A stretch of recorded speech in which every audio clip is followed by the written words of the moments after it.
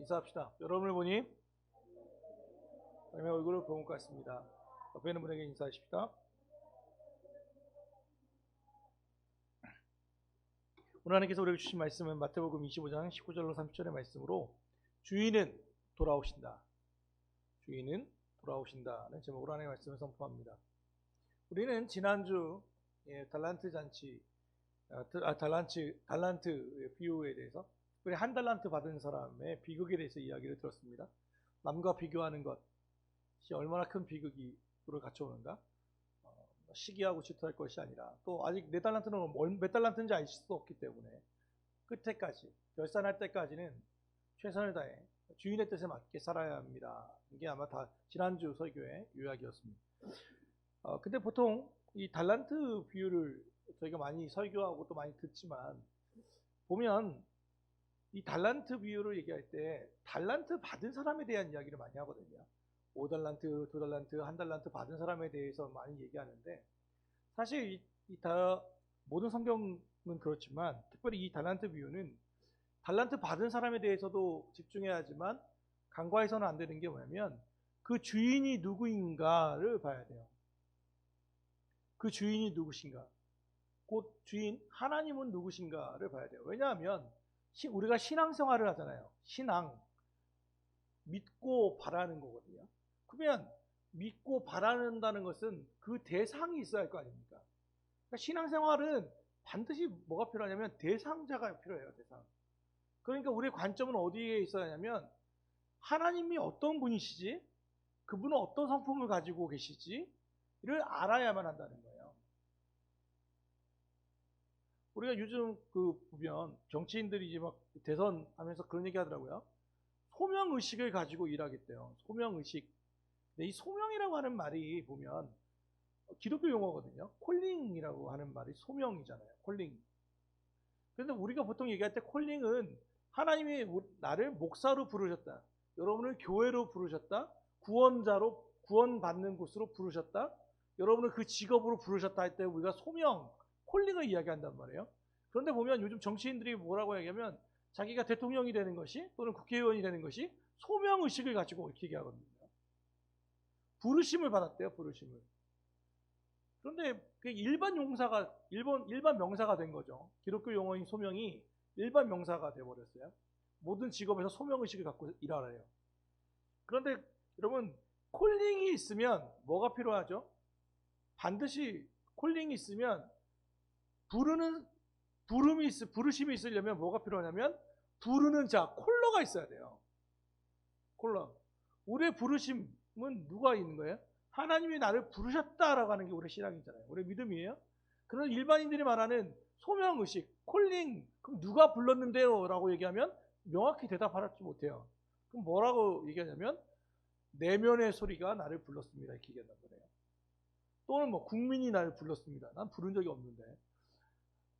그렇게 얘기한단 말이에요. 그러니까 이 자꾸 콜러를 잊어버리고 한단 말이에요. 근데 우리도 마찬가지로 신앙생활을 한다는 것은 앞서 말한 신앙의 대상자에 대해서, 하나님에 대해서 우리는 관심을 가지고 살아야 하는데, 우리 좀 살펴보면 우리는 내 문제에 파묻히면 자꾸 하나님을 잃어버릴 때가 많아요. 믿고 바라는 게 신앙이라고 얘기했는데 내 결혼 문제, 내 직장 문제, 내 시험 문제, 또 내일 당장 내야 할 대출 이자, 임대료, 뭐 이런 것들이 자꾸 쌓여 있으면, 우리 문제에 자꾸 산적해 있으면 뭘 자꾸 잃어버리냐면 바라볼 대상이신 하나님을 잃어버린단 말이에요. 나만 바라보니까. 내 문제에 쌓여 있으니까 자꾸 하나님을 잃어버려요. 오늘은 그래서 이 달란트 비유에서 특별히 하나님, 주인이 어떤 분이신가에 대해서 좀 더 관점을 가지고 같이 말씀을 살펴봤으면 좋겠습니다. 하나님은 어떤 분이신가? 이 주인은 누구신가? 한번 보죠. 19절 말씀 개정개혁으로 한번 보여주시죠. 19절 같이 읽습니다. 시작. 이 한 절에 하나님이 그 주인이 어떤 분이신지가 정말 너무도 명확하게 잘 드러나 있어요. 첫 번째는 뭐냐면 주인이 돌아왔는데 뭐예요? 오랜 후에예요. 오랜 후에. 주인은 14절에 보면 타국으로 멀리 갔다라고 되어 있거든요. 그런데 오셨는데 언제 왔대요? 오랜 후에 왔대요. 그럼 물어보죠. 왜 오랜 후에 왔을까요? 왜 오랜 후에 주인은 돌아오셨을까요? 교통이 불편해서? 타국에서 돌아오는 것이 쉽지 않아서? 또는 거기에 일이 많아서? 또는 거기에 관광할 게 너무 많아서? 왜일까요? 왜 오랜 후에 왔을까요? 마스크를 써서 입을 이렇게 움직이시는데 제가 입술을 못 읽어요. 뭐라고? 종들에게 시간을 주기 위해서. 맞습니다. 오늘 김밥 하나 더 가져가시기 바랍니다. 예. 오랜 후에라는 것은 종들에게 시간을 주기 위해서요. 뭘? 충분히 달란트를 사용할 시간을 주신 거예요. 그러니까 시간이 없어서라고 하는 변명은 없어요. 할 수 없어요. 그걸 어떤 성품을 보이냐면 하나님은 기다리시는 하나님이라는 거예요. 하나님은 조급하신 하나님이 아니라 닥달하시는 분이 아니시라 기다리시는 분이라는 거예요. 충분히 여유를 주신단 말이에요. 우리가 잘못된 길로 갈 때 하나님이 우리를 징계하지 않으실 때가 있죠. 많죠. 사실 그것은요, 하나님이 우리를 용납하시는 게 아니라 우리가 돌아오기를 기다려주시는 거예요. 저는 그래서 우리 하나님이 참 좋아요. 만약 우리가 믿는 하나님이 저 그리스 로마에서 말하는 제우스 같은 신이라고 생각해봐요. 제우스라고 하는 신은 여러분 아실지 모르지만 그가 가지고 있는 상징이 뭐죠? 번개입니다. 번개. 번개는 급하고 빠른 것입니다. 그 사나운 것이에요. 잘못하면 뭐예요? 번개같이 치는 거예요. 만약 하나님이, 우리가 믿는 그 하나님이 여호와 하나님께서 제우스 같은 신이라면 여기에 살아있을 자가 없어요. 우리가 잘못할 때마다 번개 쳤다고 하면 여기에는 죄밖에 없어요. 죄밖에. 하나님은 무수히 많은 실수 또 죄를 알고 계심에도 불구하고 묵인하시는 게 아니라 깨닫고 돌아오시기를 기다리시는 인내의 하나님이라는 것을 기억하시기 바랍니다. 오랜 후에 기다릴 줄 아시는 거예요. 우리는 가끔 종종 어떤 유퀴즈나 뭐 어떤 프로그램들을 보다 보면 그런 얘기 나오거든요. 부모님이 성공한 사람들 보통 나타나잖아요. 오잖아요. 그분들이 얘기할 때 부모님을 칭찬하면서 뭐라고 말하면 우리 어머님이 또는 우리 아버님이 저를 믿고 기다려 주셨기 때문에 제가 지금 여기 있습니다. 라고 하는 고백을 가끔 들을 때가 있어요. 그러니까 쉽게 말하면 좋은 부모란 믿고 기다릴 줄 아는 부모라는 것을 알게 되죠.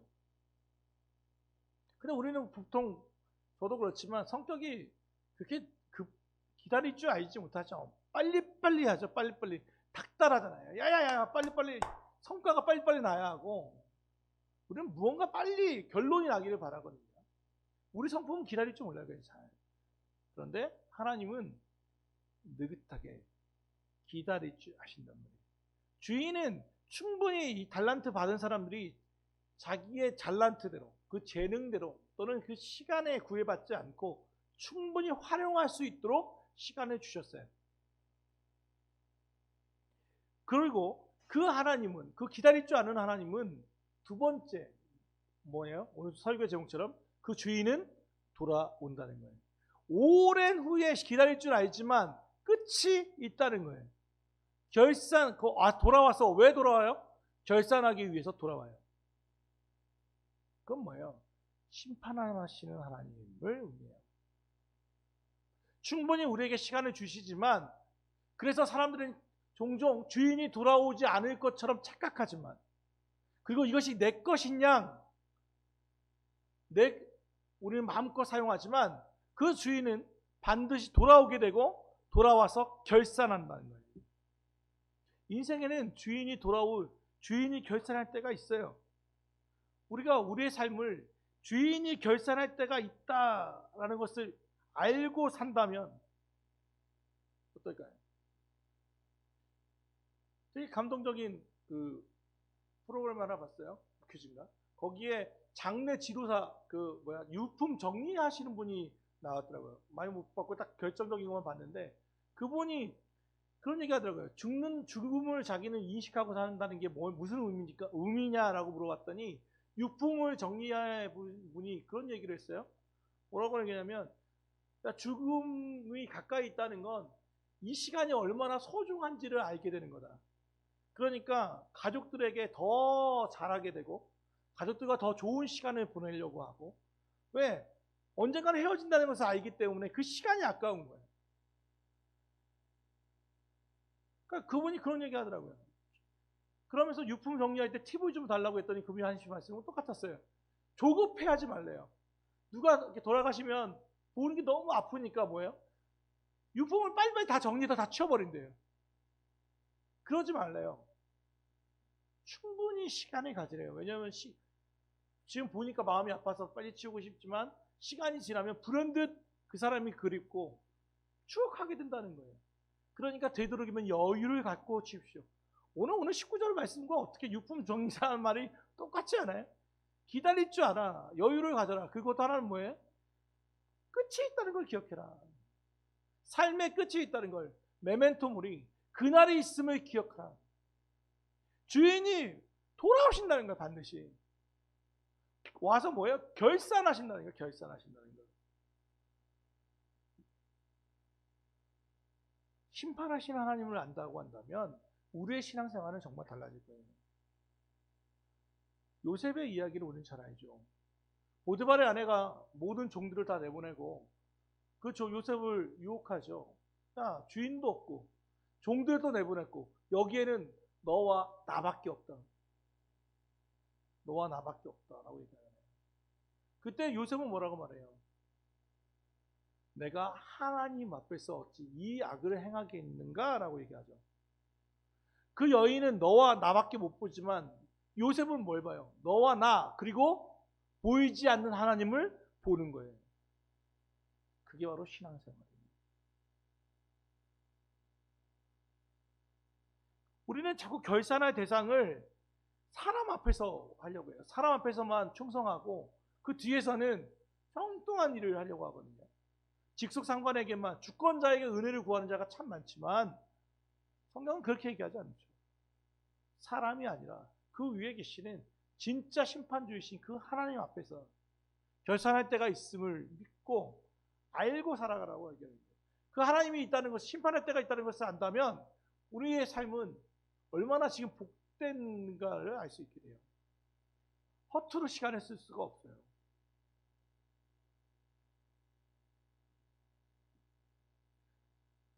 좀 제 개인적인 얘기해서 죄송하지만 그런 얘기, 딸은 보통 자기 아빠와 비슷한 사람과 결혼한다는 얘기가 있더라고요. 그 얘기 들어보셨어요? 뭐 아니에요? 그리고 저는 그 얘기를 듣고 삶이 달라졌어요. 내가 똑바로 살아야겠구나. 이게 막 하고 싶을 때도 조금 이렇게 절제가 되더라고요. 심판의 때가 있다. 이렇게 생각하니까 내 아내에게, 내 딸에게 나와 같은 남편이 있다고 하면 어떨까 생각해 보니까 죄송하지만 자신이 없어요. 자신이 없어요. 우리 아내에게 미안하지만 내 딸은 저 같은 남편을 안 만났으면 좋겠다라는 생각을 해요. 그러니까 어떻게든 왜냐면 그게 투영이라고 하더라고요. 투영. 좋든 안 좋든. 결산할 대상이 있다는 것, 내가 심판할 분이 계시다고 생각한다면 지금 내 삶이 미래를 결정한다고 생각한다면 우리 삶이 어떻게 되겠습니까? 책임감 있게 되고 성실하게 될 수밖에 없게 돼요. 이게 신앙생활이란 말이죠. 자, 그러고 나서 이제 종이 남깁니다. 결산을 했어요. 이제 그랬더니 20절에 이렇게 얘기합니다. 20절 같이 읽습니다. 시작.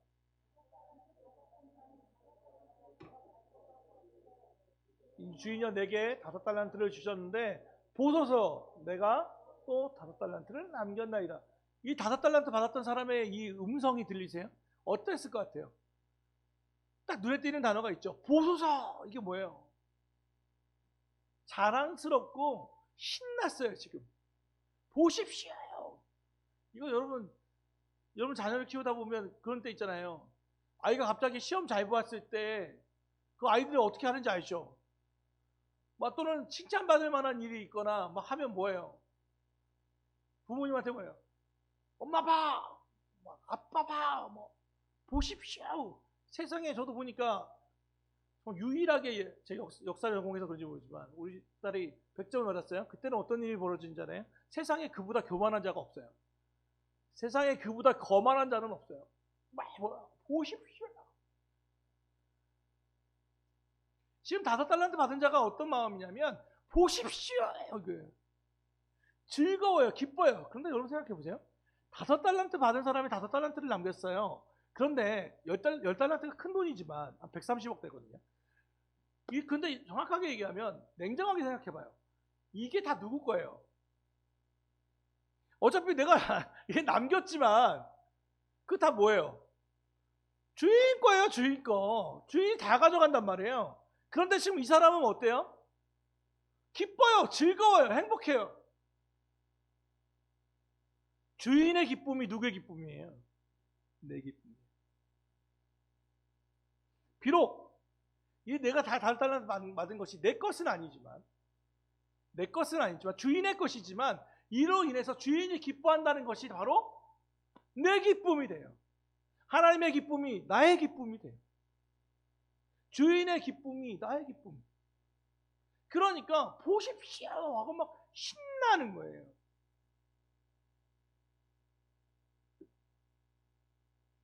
기쁨이라는 게 그런 거예요. 신앙생활은 그래서 하나님의 주님의 기쁨 되기 원하네. 이게 그거예요. 우리가 왜 아이들에게 자꾸 선물하죠? 이 아이의 기쁨이 내 기쁨이잖아요. 얘가 좋아하면 나도 좋아. 사랑이라는 게 뭐예요? 이 사람의 기쁨이 내 기쁨이 사랑이잖아요. 이 사람의 슬픔이 내 슬픔이고 이 사람의 기쁨이 내 슬픔이 되는 것을 우리는 사랑한다고 말해요. 5달란트 받은 자는 주인을 사랑하는 자예요. 그의 기쁨이 내 기쁨이에요. 즐거워요. 행복해요. 냉정하게 따지면 내 돈 나한테 이익되는 거 하나도 없는데 그게 기쁨이에요. 우리가 나라를 사랑한다는 건 언제 알아요? 우리가 애국심이 있다는 건 언제 알아요? 축구 경기에서 이겼을 때 우리는 기쁨을 느껴요. 내가 나라를 사랑하는구나를 알아요. 그렇잖아요. 근데 보세요. 축구 선수가 잘해서 골 넣어봤자 자기 연봉 올라가지 뭐 나한테 올라가는 게 있나요? 근데 좋아요. 왜? 우리는 국가를 사랑하기 때문에 그래요. 나라와 민족을 사랑하니까. 나라가 잘 되니까 우리는 너무 기쁘고 즐거워요. 뭐 GNP가 막 4만 달러 갔대. 나는 맨날 2만 달러인데 막 얘는 4만 달러래. 뭐지? 그런데도 좋아요. 우리나라의 국력이 올라가니까. 그건 뭐예요? 사랑이에요. 사랑. 같은 기쁨을 소유하는 게 사랑이라고요. 이 사람은 그랬어요. 그런데 보니까 그랬더니 주인이 이렇게 얘기하네요. 주인이 이르되 잘하였다 착하고 충성된 종아 네가 적은 일에 충성하였음에 내가 많은 것을 내게 맡기리니 내 주인의 즐거움에 참여하였지어다. 또는 표준세 번역은 즐거움을 나누자라고 했거든요. 기쁨에 참여하는 것. 자, 내가 주인의 기쁨이 내 기쁨이 되니까 결론이 뭐예요? 너도 내 기쁨에 참여해라. 진짜로 주님의 기쁨이 내 기쁨이 되니까 주인의 기쁨이 현실적으로 내 기쁨이 되는 거예요. 그 잔치에 참여하게 되는 거예요. 주인이 그 마음을 알고 있는 거예요. 여기서 주인의 성품 하나를 알아요. 주인은요, 하나님은 잔치의 하나님이에요. 기쁨의 하나님이에요. 예수님이 첫 사역이 어디죠? 첫 사역, 첫 기적을 베푸신 곳이 어디입니까? 가나 혼인 잔치예요. 7일 동안 진행되는 그 결혼식에 갑자기 포도주가 떨어지니까 완전히 잔치가 망치게 됐어요. 그랬더니 뭐예요? 주인은 예수님께 오잖아요. 그때는 청년밖에 되지 않는 힘도 없는 그에게 와서 요청하잖아요. 그런데 예수님이 그 말을 들어줘요. 그리고 물을 포도주로 바꾸는 사건이 있죠. 그래서 잔치를 계속하게 만들어주세요. 그게 예수님의 첫 기적이에요. 잔치의 자리에 참여하세요. 내 잔치에 참여. 그래서 예수님의 비유를 보면 내 잔치 얘기가 많이 나와요. 상석에 앉는 것, 또 어디에 혼인잔치가 있었는데 잔치가 많아요. 잔치가. 즐거움이 하나님, 즐거움이 하나님. 우리도요. 우리나라는 사실 민족은 어떤 정서냐면 예전에 외국에 보면 작은 별, 반짝반짝 작은 별 아름답게 빛는, 이게 보통 외국 정서잖아요. 별을 보면 팅클팅클 막 그러잖아요. 작은 별. 근데 우리나라 정서는 뭔지 알아요? 별을 보면 저 많은 별들 내 마음도 저 별만큼 수심도 많아, 이런 거거든요. 우리는 별 보면 내 걱정거리도 참 저 별만큼 많은데, 이런 거예요. 우리 정서는 즐거움과 기쁨보다는 한이라고 하잖아요. 억울함. 그게 우리한테 더 와닿아. 슬픔, 이런 거예요. 한풀이. 그런데 하나님은 어떤 분이시냐면 잔치 하나님. 그렇다고 한이 없다는 게 아니라, 억울한 자를 놓친다는 게 아니라, 그런데 여기서 나타나는 것은 하나님의 그 심판의 목적은 뭐냐면 잔치에 참여하게 하는 것이 목적이라는 거예요. 심판의 목적이 누군가를 징벌하고 지옥에 떨어뜨리고 보내기 위해서가 아니라 이 잔치에 참여하는 자들을 부른다라는 것을 알아요. 심판의 목적이 달라요. 그래서 잔치에 참여하는 것, 기쁨에 참여하게 하기 위해서 심판을 벌이시는 분이라는 것을 알게 되죠. 2달란트 받은 사람은 또 똑같았어요. 2달란트 받았던 사람도 와서 이르되 주인이여 내게 2달란트 남겨주셨는데 보소서 내가 2달란트를 남겼나이다. 그런데 여러분 아세요? 20절과 21절 또 22절과 23절은요 딱 이거 하나 빼고 다 똑같아요. 뭐가 다를까요? 5이냐 두냐. 이거 빼고는 모든 단어와 음절이 똑같아요. 헬라어를 봤는데 헬라어도 똑같아요. 한국어도 똑같고 모든 성경이 19절, 20절과 22절, 22절과 23절. 그러니까 그 5달란트 받은 자와 2달란트 받은 사람들이 보고하는 것도 똑같고 주인이 말하는 것도 다 똑같아요. 그럼 뭘 의미하죠? 그런데 생각해보면 5달란트는 얼마냐면 130억이에요. 2달란트 남겼으니까 4달란트는 약 50억 정도 돼요. 52억 정도 돼요. 130억과 152억은 엄청난 차이죠. 78억 정도 차이 나는 거예요.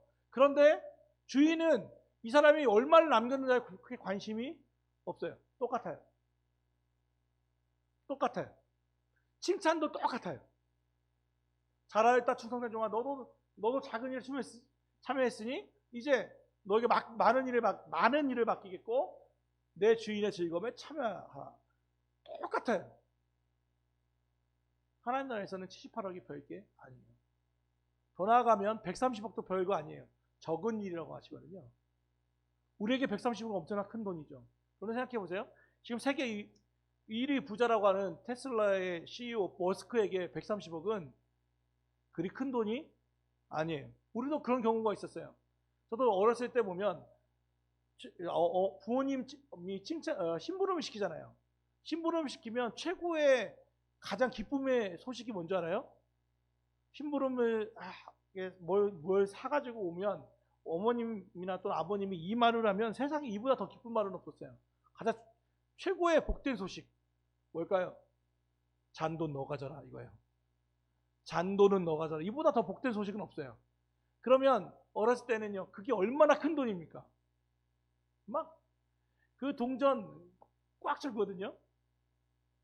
그런데 지금은요 제가 부모님이 됐어요. 저도 가끔 그래요. 심부름하고 오면 잔돈, 동전 너 가져라가 돼요. 잔돈은 너 가져라. 옛날에는 그렇게 큰 돈이었는데 지금 커보니까 그게 큰 돈이 아니라는 것을 알게 됐어요. 더 많이 보니까요. 똑같아요. 하나님에게는 13억이든 26억이든 52억이든 130억이든 하나님이 보시기에는 그게 다 작은 일일 뿐이에요. 큰 의미가 없어요. 하나님에게는 그게 적은 일이에요. 주님은 세상적인 기준에서는 130억과 50억이 큰 차이가 나지만 하나님 나라에서는 똑같다는 거예요. 차별하지 않는다는 거예요. 신앙 공동체도 이 세상적 기준으로 살할 때가 많죠. 교인 수가 얼마냐? 예배당을 가지고 있느냐? 또는 누가 헌금을 더 많이 하느냐? 지평수가 어디냐? 어디에 사느냐? 뭐 희한한 이들이 있죠. 세상적 기준이 자꾸 교회로 신앙공동체로 넘어올 때가 있어요. 세상에서 어떤 직위를 가지고 있느냐? 그런데 오늘 달란트 위해서 우리가 반드시 알아야 할 것은 신앙공동체에는 50억이든 130억이든 50억이든 큰 차이가 없어요. 세상에서 여러분이 어떻게 살아가든 어느 정도의 소유를 가지고 있느냐는 큰 의미가 없어요. 같아요. 어린아이로부터 가장 많은 돈을 가지고 있는 분이나 똑같아요. 자꾸 우리는 줄 세우기에 급급하지만 자꾸 서열을 매기려고 하지만 하나님 나라에는 서열이 없어요. 같아요. 몇 달란트를 남겼느냐는 중요하지 않아요. 중요한 건 뭐예요? 충성하고 있는, 착하고 충성된 종인가. 이제 그러면 마지막 한 달란트 묻은 종에 대해서 얘기해보죠. 다시 한번 24절로 넘어가죠. 24절 한번 읽어주시죠. 24절 같이 읽습니다. 시작.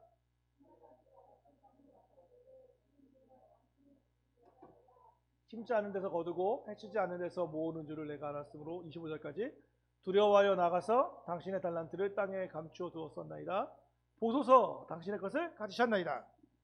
여기서 한 가지 비고 봐야 할 게 뭐냐면 왜 한 달란트를 묻은 사람이, 한 달란트 받은 사람이 이렇게 됐냐면 정말 무서운 말이 그거예요. 주인이여 당신은 굳은 사람이라, 하드맨이라고 되어 있어요. 영어 NIV는. 그런데 공동번역을 여기는 정확하게 번역해놨어요. 당신은 무서운 사람이라, 당신은 실패를 용납하지 않는 사람이라고 얘기해놨어요. 그러니까 5달란트와 2달란트는 주인이 어떤 분인지를 분명히 알고 있어요. 그런데 이 한 달란트는 뭐냐면 당신은 무서운 사람이라는 거예요. 실패를 용납하지 않는 사람이에요. 그러니까 어떤 식이에요? 두려워하여 나가서 실패하고 싶지 않아서 이거 다 잃어버릴까봐 무서워서 땅에 묻었습니다 라는 얘기예요.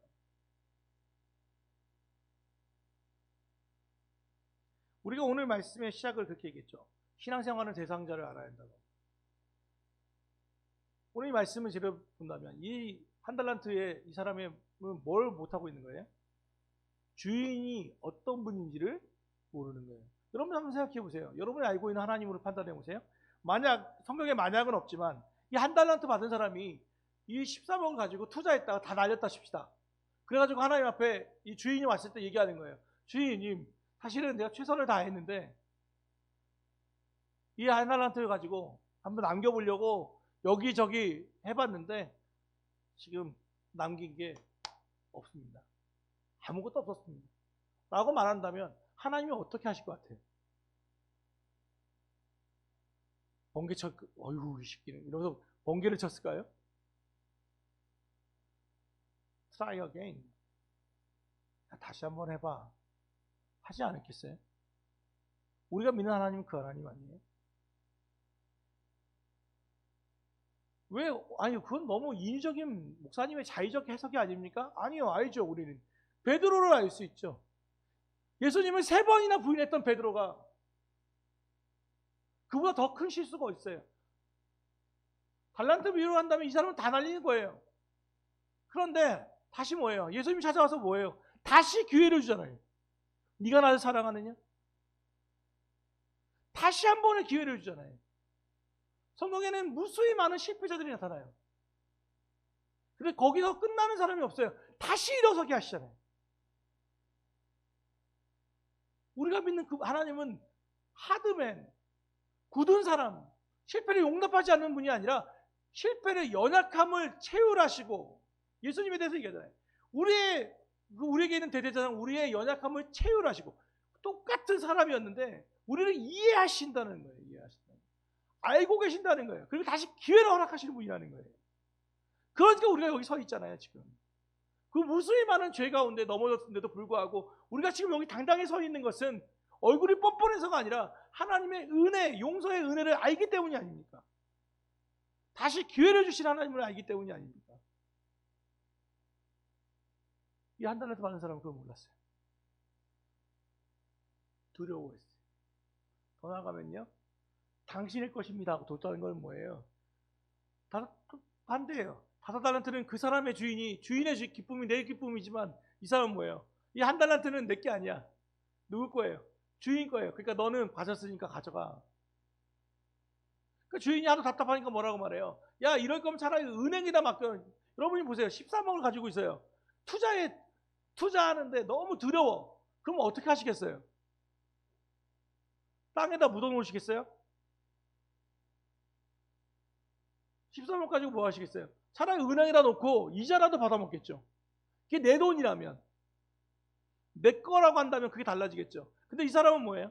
내 게 아니에요, 이건. 주인의 거예요. 당신의 것이에요. 여기서 이자를 내봤자 이건 나한테 아무런 이익이 오는 게 아니야. 그러니까 뭐예요? 땅에 묻어둔 거예요. 내 게 아니에요. 앞서 완전히 반대죠. 주인의 기쁨이 내 기쁨이 아니에요. 주인의 것은 내 것이 아니에요. 주인에 대해서 관심이 없어요. 그러니 예수님의 이 마지막 말이 이해가 가요. 26절. 그 주인이 대답하여 이르되 악하고 게으른 종아, 나는 심지 않는데, 이렇게 얘기하잖아요. 악하고 게으른 종아. 여러분, 게으른 종아는 이해가 가죠. 그죠? 아무것도 안 했으니까 게으르잖아요. 아무것도 남기지 않았으니까. 그런데 그 뒤에 앞에 말, 게으르다는 말보다 더 앞선 말이 뭐예요? 악하다예요. 악하다. 이건 이해가 가지 않잖아요. 아니, 뭘 악했다고, 손해본 것도 아닌데. 그런데 성경은 분명히 얘기해요. 아니, 이 비유를 말씀하신 예수님은 말씀해요. 악하다. 왜요? 자기가 할 수 있는 일을 안 했어요. 주인의 기쁨을 내 기쁨하고는 완전히 별개로 해버렸어요. 주인의 관심이 없어요. 주인을 오히려 두려워해요. 주인에 대해 알지 못해요. 그게 뭐예요? 악한 거예요. 주인에 대해서 모르는 것. 여러분, 우리가 이단 사이비에 자꾸 빠지는 이유가 뭐냐면, 주인이 누구인지를 잘 모를 때가 그렇게 돼요. 무슨 얘기냐면, 일부에 때 잠깐 얘기했지만, 보통 뉴스에 가끔 나타나잖아요. 이단 사이비에 빠졌다가 특히 여성들 성착취를 당하는 경우도 있잖아요. 성폭력에 노출될 때가 있죠. 또는 일반 교회에서도 목회자에게 안 좋은 일을 당하는 일들이 가끔 보도가 돼요. 그런데 여러분, 하나님이 누구신지, 주인이 누구신지를 알면, 명확하게 알면 사실 여기에 빠질 수가 없어요. 왜냐하면 하나님은 어떤 분이에요? 음란을 싫어하시는 분이에요. 호색함을 싫어하시는 분이에요. 심판주의세요. 하나님이 제일 먼저 만든 게 가정이에요. 가정을 소중히 여기시는 분이에요. 하나님이 어떤 분이신지를 알면 그게 누구라도 천사라 할지라도 어려움을 당할 수 없어요. 강제적인 건 모르겠지만 자발적인 그런 성착취는 일어날 수 없어요. 하나님이 누구신지를 알면, 주인을 모르면 어려움이 당해요. 성경에 나타나는 하나님. 그래서 항상 우리가 성경을 볼 때 제일 먼저 해야 할 게 뭐냐면, 어떤 본문을 잡는다면, 저도 그렇지만 어떤 본문을 내고 결정하면 제일 먼저 하는 묵상하는 게 뭐냐면, 이 성경에 나타나는 하나님은 어떤 하나님이신가를 알아야 돼요. 기다리시는 하나님, 심판하시는 하나님, 잔치에 부르시는 하나님이라는 것을 딱 잡아놓으면 우리 삶이 풍요로워지는 거예요. 그 하나님이 내 하나님이시다 라고 할 때 우리는 당당해지게 되거든요. 세상을 살아갈 힘을 얻게 되는 거예요. 사랑하는 여러분, 말씀을 좀 정리하죠. 우리가 믿는 하나님은 어떤 분이십니까? 기다릴 줄 아는 분이에요. 오랜 시간을 주시는, 참고 인내하시는 분이십니다. 그럼에도 불구하고 그분은 결산하시는 분이에요. 반드시 돌아와서 결산해요. 우리 인생에 종말이 있으면 먼저 기억하십시다. 그러나 그 심판하신 하나님은, 심판의 목적은 자기의 잔치에 참여하기 위해서 부르시는 거예요. 주인의 기쁨을 나의 기쁨으로 우리가 받아들이면 하나님은 당신의 기쁨에 우리를 언제든 초청하시고 함께 먹고 마시게 하기 위하시는 분이에요. 그게 바로 요한계시록 3장 20절. 내가 문 밖에 서서 두드리니 누구든지 내 음성을 듣고 문을 열면 내가 그에게로 들어가 그와 더불어 먹고 마시는 거예요. 실제적으로 영으로 이어지는 거죠. 잔치예요, 잔치. 바라는 것은 우리의 모든 삶이 잔치가 되었으면 좋겠습니다. 기쁨이 되기를 소망합니다. 어떤 상황이 잘 돼서 또는 풍성해서가 아니라 주인이 함께 하심으로 그분이 나의 하나님이시기에 그분이 내 아버지시기에 우리가 기뻐하며 즐거워하며 이 험악한 세월을 한 걸음 한 걸음 나아갈 수 있음을 고백할 수 있는 그런 당당한 믿음, 성숙한 믿음을 갖고 있는 가까운 교회 성도들이 되기를 주 예수 그리스도 이름으로 축원합니다.